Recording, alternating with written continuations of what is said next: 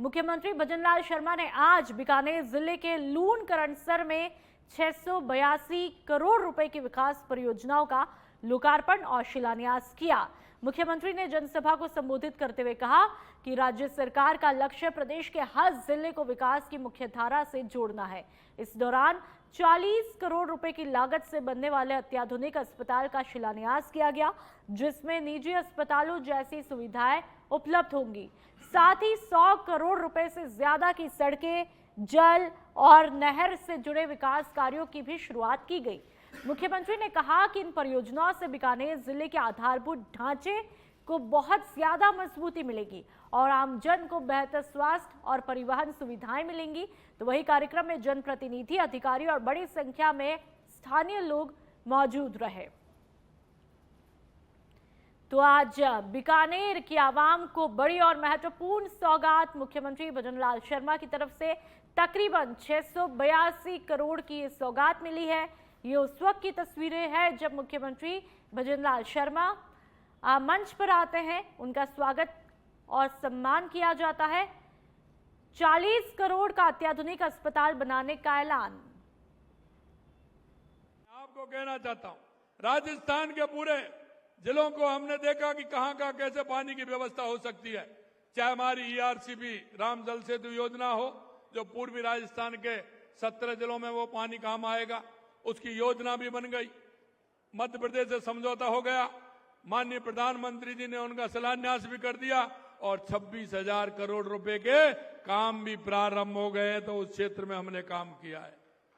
दूसरी आवश्यकता थी हमारे शेखावाटी की यमुना जल की, तो उसके लिए भी हमारे एमओयू हो गया, डीपीआर भी बन गई।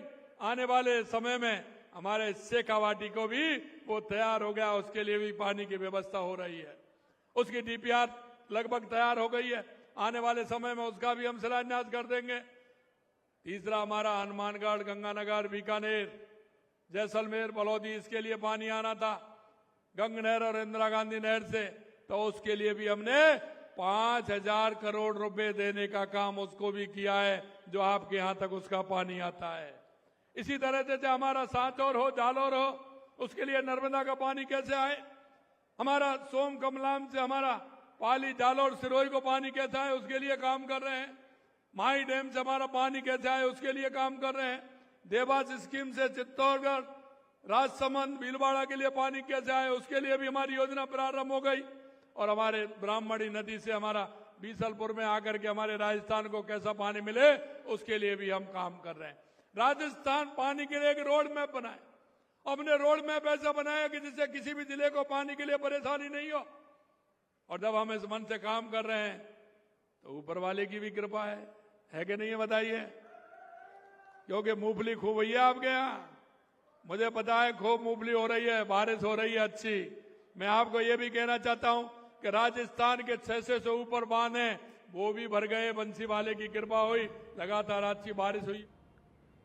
और अब खबर जयपुर से, जहां पर डीसीपी साउथ राजर्षि राज के निर्देश पर मानसरोवर थानाधिकारी लखन सिंह खटाना ने प्लॉट नंबर 15 आश्रम विहार में दबिश देकर के उदय सिंह गुर्जर को अवैध गैस सिलेंडर की रिफिलिंग करते हुए गिरफ्तार किया। मौके से 48 अवैध सिलेंडर, एक मोटर, एक कांटा और अन्य रिफिलिंग सामग्री जब्त की गई, जिसे रसद विभाग की टीम को नियमानुसार कार्रवाई के लिए सौंप दिया गया है।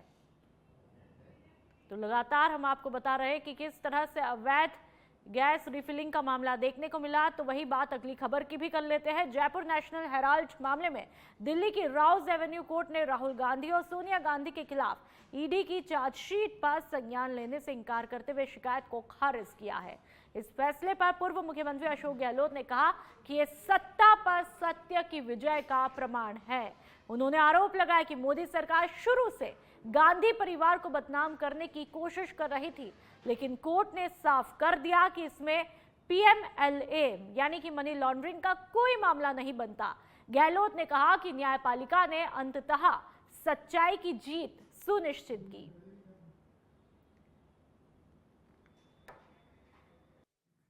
दिल्ली पुलिस पे जब एफआईआर दर्ज करा, नेशनल हेराल्ड केस के अंदर राहुल गांधी कोर्ट ने जो फैसला दिया है सोनिया जी और राहुल जी को लेके, वो सत्ता के ऊपर सत्य की विजय हुई है। जब केस किया गया था तब भी लग रहा था इस केस में कोई दम नहीं है। गांधी परिवार को बदनाम करने की साजिश है सरकार की। उसी रूप में पूरा देश इसको देख रहा था और वही सत्य सामने आया। अभी थोड़े दिन पहले ही जब ईडी ने पुनः उसी केस को लेकर के दिल्ली पुलिस में जब एफआईआर दर्ज करवाई और ये पक्का हो गया कि इनको मालूम है कि कोर्ट में क्या फैसला आने वाला है। आखिर में मैं इसीलिए कह रहा था, सत्ता पे विजय हुई है सत्य की। इनको मुंह की खानी पड़ी है और समझ जाना चाहिए इनको किस प्रकार से इन्होंने लगातार 54 घंटे तक राहुल गांधी जी पूछताछ करी। सोनिया जी बीमार थी तब भी बुलाया गया उनको। तो देश पूरा देख रहा है क्या हो रहा देश के अंदर और किस प्रकार से ये फैसला आया है। मैं समझता हूँ पूरे देश को ये जानकारी हो गई कि इस केस में कोई दम नहीं है। पंडित नेहरू ने 1938 को जो अखबार शुरू किया था उसको लेकर के आज जिस प्रकार का ये तमाशा कर रहे हैं उसको ये देश कभी माफ। अलवर मिनी सचिवालय को बम से उड़ाने की तीसरी बार धमकी मिली है। जिला कलेक्टर के ईमेल पर मिला धमकी भरा संदेश।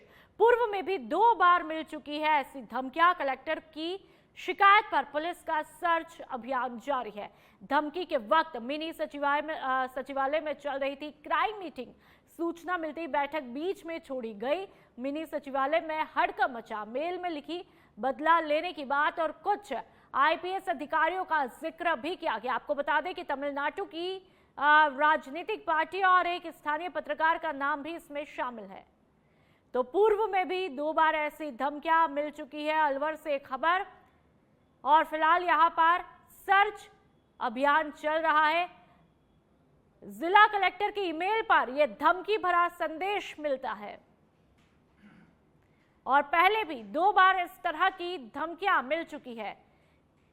कलेक्टर की शिकायत पर पुलिस ने अपना सर्च अभियान यहां पर चला रखा है और ये सर्च अभियान की तस्वीरें आप देख लीजिए। जिला कार्यालय की जिला कलेक्टर साहब की जो ऑफिशियल मेल आईडी पर एक मेल प्राप्त हुआ है और इस प्रकार के जो मेल है वो 2 बार पहले भी मिनी सचिवालय को बम से उड़ाने की धमकी से भरे वो प्राप्त हो चुके हैं। आज भी सुबह 7:30 बजे के करीब ये मेल हमें अपनी ऑफिशियल आईडी पर प्राप्त हुआ है और इस मेल में भी पिछले 2 बार के मेल की तरह ही जो कंटेंट और तथ्य है वो तमिलनाडु से जुड़े हुए हैं। इनका किसी भी प्रकार अलवर या राजस्थान से कोई भी फैक्ट जो है वो उससे जुड़े। फलौदी में अवैध हथियारों की तस्करी के खिलाफ पुलिस को बड़ी सफलता हाथ लगी है। विशेष अभियान के तहत जिला विशेष टीम फलौदी और लोहावट थाना पुलिस ने संयुक्त कार्रवाई करते हुए 4 आरोपियों को गिरफ्तार किया है। आरोपियों के कब्जे से 4 अवैध पिस्टल, 6 मैगजीन और 13 जिंदा कारतूस बरामद किए गए। साथ ही हथियारों के परिवहन में इस्तेमाल की जा रही एक एक्सयूवी गाड़ी को भी जब्त किया गया। पुलिस अधीक्षक कुंदन कवरिया के मुताबिक ये कार्रवाई गुप्त सूचना के आधार पर हुई है। जांच में खुलासा हुआ कि आरोपी अवैध हथियार सस्ते दामों में खरीदकर स्थानीय अपराधियों को महंगे दामों पर बेचने की तैयारी में थे। आरोपियों के खिलाफ आर्म्स एक्ट और संगठित अपराध से जुड़ी धाराओं में मामला दर्ज करके गहन जांच चल रही है। तो तस्वीरें तमाम आरोपियों की आप देख लीजिए। 4 आरोपी हथियारों की रोकथाम व उनकी तस्करी के विरुद्ध एक विशेष अभियान जिला पुलिस फलौदी द्वारा चलाया जा रहा। इसी अभियान के तहत डीएसटी फलौदी व लाहौर पुलिस द्वारा संयुक्त कार्रवाई करते हुए 4 अभियुक्तों को गिरफ्तार किया गया, जिनके पास से 2 पिस्टल, 2 मैगजीन और 13 राउंड बरामद हुए हैं। इसमें प्रकरण पंजीबद्ध कर अग्रिम अनुसंधान किया गया। दौरान अनुसंधान 2 पिस्टल और 4 मैगजीन और बरामद हुए। इस तरह इस कार्रवाई में टोटल 4 पिस्टल, 6 मैगजीन और 13 राउंड बरामद हुए हैं। 4 अभियुक्तों को गिरफ्तार किया गया। मनफूल, हुक्माराम, सुरेश और सुरेंद्र चारों आदतन अपराधी है जिनका पुराना क्रिमिनल रिकॉर्ड रहा हुआ। इसमें से 3 अभियुक्त वांटेड भी हैं। प्रकरण पंजीबद्ध कर इसमें अग्रिम अनुसंधान जारी है कि कहां से लाया गया और किस पर्पज के लिए इनका यूज होना था। अवैध हथियारों की रोकथाम व अगली खबर की बात करेंगे। जैसलमेर के फलसूंड में राज्य सरकार के 2 साल का कार्यकाल पूर्ण होने के उपलक्ष्य में मंगलवार को राजकीय सामुदायिक स्वास्थ्य केंद्र फलसूंड में विशेष स्वच्छता अभियान आयोजित किया गया। चिकित्सा अधिकारी डॉक्टर पूनम चंद बेनीवाल के नेतृत्व में अधिकारियों और कर्मचारियों ने अस्पताल परिसर में श्रमदान करके साफ सफाई की। डॉक्टर बेनीवाल ने कहा कि सरकारी कार्यालय में स्वच्छता की संस्कृति विकसित करना बेहद जरूरी है, जिससे कार्य क्षमता बढ़ती है और सकारात्मक कार्य संस्कृति को बढ़ावा भी मिलता है। इस मौके पर डॉक्टर मोहित गोयल, नर्सिंग अधिकारी सतपाल यादव, भूली भाट, प्रयोगशाला तकनीशियन नरेंद्र सिंह सहित अस्पताल का पूरा स्टाफ मौजूद रहा। तो टोंक की ये तस्वीर, माफ कीजिएगा, जैसलमेर की ये तस्वीर है, जहां पर आप देख सकते हैं कि किस तरह से अस्पताल परिसर में खुद स्टाफ झाड़ू लगा करके स्वच्छता का संदेश देते हुए दिखाई देते हैं और वजह बताई कि जब आप साफ सफाई से रहते हैं, साफ सफाई वाले माहौल में रहते हैं, तो पॉजिटिविटी भी बढ़ती है और कार्य क्षमता भी बेहतर होती है।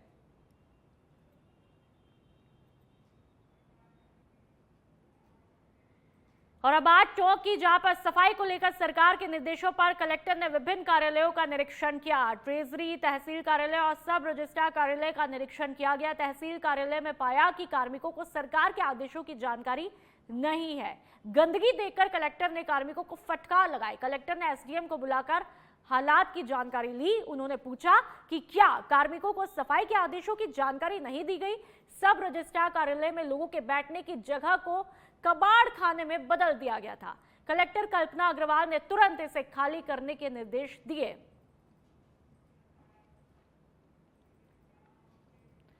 बारां के शाहबाद क्षेत्र में वन विभाग ने अवैध लकड़ी परिवहन के खिलाफ बड़ी कार्रवाई को अंजाम दिया। उप वन संरक्षक बारां विवेकानंद माणिक्य राव बड़े के निर्देश पर चलाए जा रहे अभियान के तहत क्षेत्रीय वन अधिकारी शाहबाद मोहम्मद हफीज के नेतृत्व में गठित गश्ती दल ने NH 27 पर नाकाबंदी के दौरान एक पिकअप वाहन को रोका। देवरी की तरफ से आ रही पिकअप की तलाशी लेने पर उसमें इमली के पेड़ की लकड़ी पाई गई। वन विभाग ने मौके पर ही लकड़ी और वाहन को जब्त करके रेंज कार्यालय शाहबाद परिसर में खड़ा कराया। मामले में राजस्थान वन अधिनियम के तहत मामला दर्ज किया गया। नागा प्रभारी देवरी रामबल सहरिया द्वारा आगे की कानूनी कार्रवाई की जा रही है। वन विभाग ने साफ किया है कि अवैध कटाई और परिवहन के खिलाफ अभियान लगातार जारी रहेगा। टोंक के उनियारा पलाई में यूरिया खाद की भारी कमी के चलते अन्नदाता सुबह से लाइनों में खड़े रहे। तस्वीरें आप खुद देख लीजिए। लेकिन कई किसानों का कष्ट अब तक दूर ही नहीं हुआ। पुलिस सुरक्षा व्यवस्था के बीच कृषि विभाग के AAO भंवरलाल सैनी और कृषि पर्यवेक्षक बलराम नागर ने पलाई में 280 और उनियारा में 560 टोकन वितरित किए। बावजूद इसके किसान को केवल 1 कट्टा यूरिया मिला। किसान 2 कट्टा यूरिया के लिए भी सुबह से शाम तक लाइनों में खड़े रहने को मजबूर है। सरकारी दावे और वास्तविक स्थिति में भारी अंतर यहां पर देखने को मिलता है, जिससे अन्नदाताओं में नाराजगी है और सरकारी महकमा इस समस्या का कोई भी समाधान नहीं दे पा रहा है। जयपुर के चाकसू रेलवे मंडल के DRM रवि जैन ने मंगलवार को चाकसू रेलवे स्टेशन का करीब 2 सालों के बाद में निरीक्षण किया। उनके साथ में लगभग 30 अधिकारी और रेलवे इंजीनियर मौजूद रहे। DRM ने स्टेशन परिसर, प्लेटफॉर्म सफाई, यात्री सुविधा और चल रहे डबल लाइन निर्माण कार्यों की प्रगति का अवलोकन किया। निर्माण की गुणवत्ता और समय सीमा पर अधिकारियों से चर्चा की और यात्रियों से फीडबैक भी लिया गया। उन्होंने स्टेशन अधीक्षक को आवश्यक दिशा निर्देश दिए। सर्दी में कोहरे के कारण ट्रेनों के सुरक्षित संचालन और अतिरिक्त सतर्कता पर भी जोर दिया गया। निरीक्षण के दौरान सभी रेलवे कर्मचारियों को यात्रियों की सुरक्षा और सुविधाओं के मानकों का सख्ती से पालन करने के निर्देश दिए गए। झुंझुनू में यातायात व्यवस्था को सुचारू बनाने के उद्देश्य से नगर परिषद के द्वारा अतिक्रमण के खिलाफ लगातार कार्रवाई की जा रही है और इसी क्रम में शुक्रवार को बाकरा मोड़ क्षेत्र में नगर परिषद के अतिक्रमण रोधी दस्ते ने सख्त अभियान चलाया। वरिष्ठ सफाई निरीक्षक हसन अली के नेतृत्व में टीम मौके पर पहुंची और दुकानों के बाहर सड़क सीमा में रखे गए सामान और होल्डिंग बोर्ड जब्त किए गए। जब्त सामग्री को 3 ट्रैक्टर ट्रॉलियों में भर करके नगर परिषद परिसर ले जाया गया। हसन अली ने बताया कि व्यापारियों को पूर्व में कई बार चेतावनी भी दी थी, बावजूद इसके अतिक्रमण जारी था, जिससे यातायात पूरी तरह से बाधित हो रहा था। नगर परिषद ने साफ किया कि सड़क पर अतिक्रमण करके यातायात प्रभावित करने वालों के खिलाफ आगे भी सख्त कार्रवाई जारी रहेगी। और अब बात हनुमानगढ़ की, जहां पर टिब्बी के राठीखेड़ा में एथेनॉल फैक्ट्री निर्माण का मामला देखने को मिला। कल जंक्शन धान मंडी में महापंचायत करेंगे किसान। जिला प्रशासन ने कलेक्ट्रेट पर बैरिकेडिंग कर दी है। किसानों के कलेक्ट्रेट की तरफ कूच करने की संभावना को देखते हुए प्रशासन पूरी तरह से तैयार है। जिला कलेक्टर ने अपने कार्यालय में खिड़कियों पर ही जालियां लगा डाली। कलेक्ट्रेट के चप्पे पर तैनात रहेगा पुलिस जाब्ता। तो टिब्बी के राठीखेड़ा में एथेनॉल फैक्ट्री का ये मामला है। पहले भी हमने आपको कुछ दिनों पहले भी ये तस्वीरें दिखाई थी कि किस तरह से किसानों ने अपनी मांगों को रखा और जब वो प्रदर्शन करते हैं तो किस तरह से उग्र हो जाता है। और एक बार फिर से इस मामले को लेकर के आपको अपडेट दे दें कि कल जंक्शन धान मंडी में महापंचायत करेंगे किसान। पर कार्रवाई करनी चाहिए। जो ट्रैक्टर को वेपन बता रहा है, ट्रैक्टर किसान की पूंजी है। आज जो हम खान पान खा रहे हैं वो उस ट्रैक्टर की उपजाऊ से होता है, ट्रैक्टर के चलने से होता है। और अगर उसको बंद करने का काम आज तक किसी सरकार ने नहीं किया और सरकार करेगी तो गरसाना आंदोलन भाजपा भूल गई है, वैसा आंदोलन टिब्बी के अंदर पूरे देश में इसमें अनेकों प्रकार के अनहोनी जैसी घटना होगी, उसकी जिम्मेदार सरकार है। ये कहना चाहते देखो, नेट बंद करो, आप चाहे कितना रोकने का प्रयास करो, सरकार की घबराहट से सरकार को फैसला लेना होगा। और मैं कहता हूँ मुख्यमंत्री जी को, जो कि संवेदनशील कहने में आते हैं, उनका जन्मदिन भी कल था, जन्मदिन की शुभकामनाएं भी देते हैं, लेकिन जन्मदिन पर वो किसानों को तोहफा दे इस फैक्ट्री के। रानीवाड़ा तहसील के वक्तापुरा गांव में आपसी कहासुनी के बाद बदमाशों ने एक बुजुर्ग व्यक्ति की धारदार हथियार से हत्या कर दी। मृतक की पहचान मालवाड़ा निवासी बाबूराम जोगी के रूप में हुई है। बताया जा रहा है कि विवाद के दौरान आरोपियों ने हमला किया, जिससे बुजुर्ग की मौके पर ही मौत हो गई। घटना की सूचना मिलते ही पुलिस मौके पर पहुंची और शव को कब्जे में लेकर के सामुदायिक स्वास्थ्य केंद्र की मोर्चरी में रखवाया। हत्या की वारदात के बाद गांव में दहशत का माहौल है। पुलिस ने मामला दर्ज किया है और फरार आरोपियों की तलाश में संभावित ठिकानों पर दबिश दी जा रही है। पुलिस अधिकारियों का कहना है कि जल्द ही आरोपियों को गिरफ्तार करके मामले का खुलासा किया जाएगा। और झुंझुनू से इस वक्त की बड़ी खबर, खिरोड़ गैंगवार में कसता रहा है बदमाशों पर पुलिस का शिकंजा। सीकर जिले के 2 बदमाशों पर घोषित किया 50-50 हजार का इनाम। 3 दिन में तीसरी बार बढ़ाई गई है दोनों बदमाशों पर इनामी राशि। दादिया थाने के history sheeter Shubhkaran Bajiya most wanted history sheeter Ravindra Kateva gang में शामिल है। शुभकरण बाजिया, जबकि दादिया थाना इलाके का श्रवण भादवासी भी मोस्ट वांटेड है। श्रवण भादवासी के खिलाफ भी 7 मामले विभिन्न धाराओं में दर्ज है। जमीनी विवाद में रविंद्र कटेवा की हत्या की साजिश रची थी श्रवण ने। एसपी ब्रिजेश ज्योति उपाध्याय की अनुशंसा पर रेंज आईजी ने राशि बढ़ाई। डबल मर्डर मामले में कुल 13 बदमाश पुलिस के वांटेड लिस्ट में शामिल है और सभी पर 15 से 50 हजार रुपए तक का इनाम घोषित है। अलवर के खेड़ली में आज सुबह लगभग 10 बजे खेड़ली थाना क्षेत्र के गांव पचकुई में 70 साल की संता देवी जाट मालगाड़ी की चपेट में आने से उनकी मौत हो गई। घटना की सूचना लोको पायलट ने आरपीएफ और कंट्रोल को दी। मौके पर आरपीएफ और खेड़ली पुलिस के एएसआई सूरज यादव पहुंचे और जांच के बाद में परिजन भी मौजूद हुए। परिजनों ने बताया कि मृतक महिला पिछले 4-5 साल से मानसिक रूप से विक्षिप्त थी। पुलिस ने शव का पोस्टमार्टम किया और पंचनामा भरने के बाद परिजनों को सौंप दिया है। टेलीफोन इतला मिली कि एक दांतवाड़ के पास एक महिला पेड़ से कट गई है।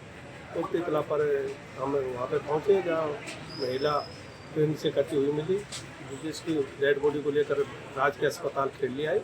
इसकी डेड बॉडी को मुर्दा घर में रखवाया जाकर पोस्टमार्टम कराया गया और लास्ट बाद पोस्टमार्टम परिजनों को सौंप दिया। कुछ कारण सामने आए कि किस कारण से वो कटी है? परिजनों से मालूम करने पर पता चला कि इस महिला की उम्र करीब 70 वर्ष है, जो करीब 3-4 साल से माइंडली डिस्टर्ब थी, जो घर से कई बार बिना बताए चली गई। तो अब तक किसे ये आया कि ये माइंडली डिस्टर्ब थी दिमाग की कमजोरी के कारण। और अब जैसलमेर के पोखरण की हम बात करेंगे। दीधू सत्याया गांव के पास में भीषण सड़क हादसा हुआ, जिसमें 3 गंभीर रूप से घायल है। सेना के वाहन और बोलेरो गाड़ी की टक्कर में 3 लोग घायल हुए। सभी 3 घायलों को निजी वाहन से पोखरण के जिला अस्पताल में लाया गया। घायलों को प्राथमिक उपचार के बाद में जोधपुर रेफर किया गया। घायलों में सभी महिलाएं कुंता कंवर, दीप्त कंवर, संतु कंवर निवासी पूनम नगर के रूप में पहचान हुई है। हाबूर से छायण गांव जा रहे थे तभी ये सड़क हादसा होता है। और अब भीलवाड़ा के मांडल की हम बात करेंगे, जहां पर गौवंश के अवशेष मिलने पर गांव में तनाव है। मौके पर पहुंचे पुलिसकर्मी। मांडल थाना क्षेत्र के लुहारिया क्षेत्र के रूपपुरा डांग की एक घटना है।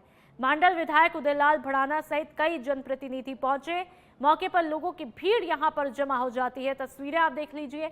ग्रामीणों ने अज्ञात अपराधियों की पकड़ने की मांग की। लोगों को समझाइश के प्रयास अभी भी जारी है। ब्लर करके हमने इन तस्वीरों को दिखाया है। भीड़, तनाव यहां पर साफ तौर पर इन तस्वीरों के जरिए देखा जा सकता है। कांग्रेस प्रदेशाध्यक्ष गोविंद सिंह डोटासरा आज लक्ष्मणगढ़ दौरे पर रहे। इस दौरान वे उपखंड कार्यालय में एसआईआर मतदाता सूची के प्रारूप प्रकाशन को लेकर के आयोजित बैठक में शामिल हुए। बैठक में डोटासरा ने अधिकारियों को निष्पक्ष और पारदर्शी तरीके से मतदाता सूची तैयार करने के निर्देश दिए।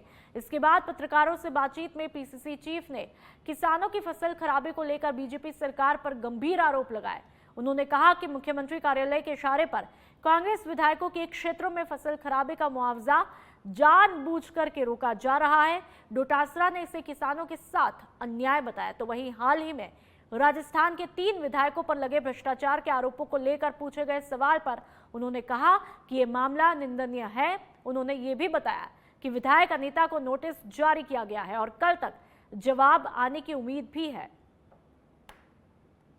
जो अभी अतिवृष्टि से जो खराबा हुआ उसमें केवल और केवल बीजेपी के जो एमएलए हैं वहाँ पे खराबा दिखा दिया और कांग्रेस के एमएलए हैं वहाँ पर खराबा नहीं दिखाया। जैसे लक्ष्मणगढ़, फतेहपुर और सीकर में तो खराबा नहीं है, और श्रीमाधोपुर में, खंडेला में, धोध में और इसमें खराबा है। नीमका थाना में खराबा नहीं है। एक जिले की नहीं है, पूरे राजस्थान का अगर आप मैपिंग करोगे तो आपको पता लगेगा कि केवल और केवल ये संदेश सीएमओ से गया कि ये मुआवजा वहीं मिलना चाहिए जहां पर बीजेपी का एमएलए जीता हुआ है। कांग्रेस के एमएलए के यहाँ अगर कोई खराबा हो गया तो उसको मुआवजा नहीं मिले, खराबा दिखाने की ही आवश्यकता नहीं है। और अब जयपुर से खबर, डीसीपी साउथ राजर्षि राज के निर्देशन पर मानसरोवर थानाधिकारी लखन सिंह खटाना ने प्लॉट नंबर 15 आश्रम विहार में दबिश देकर उदय सिंह गुर्जर को अवैध गैस सिलेंडर की रिफिलिंग करते हुए गिरफ्तार किया। मौके से 48 अवैध सिलेंडर, एक मोटर, एक कांटा और अन्य रिफिलिंग सामग्री जब्त की गई, जिसे रसद विभाग की टीम को नियमानुसार कार्रवाई के लिए सौंप दिया गया है। तो लगातार अवैध गैस रिफिलिंग का मामला देखने को मिला है। और टिब्बी की बात करेंगे, जहां पर टिब्बी राठीखेड़ा एथेनॉल फैक्ट्री निर्माण को लेकर के प्रशासन सख्त है। जिला कलेक्टर खुशहाल यादव ने जिले में धारा 163 लागू की। धारा 163 कल तक प्रभावी रहेगी। टिब्बी में 18 नवंबर से लागू इंटरनेट सेवाएं कल दोपहर 12 बजे तक बंद रहेगी। जंक्शन धान मंडी में कल जींसों की बिक्री बंद। किसानों की महापंचायत को लेकर अलर्ट मोड पर। तो इंटरनेट सेवाओं को भी कल महापंचायत के चलते दोपहर 12 बजे तक बंद किया जाने का फैसला।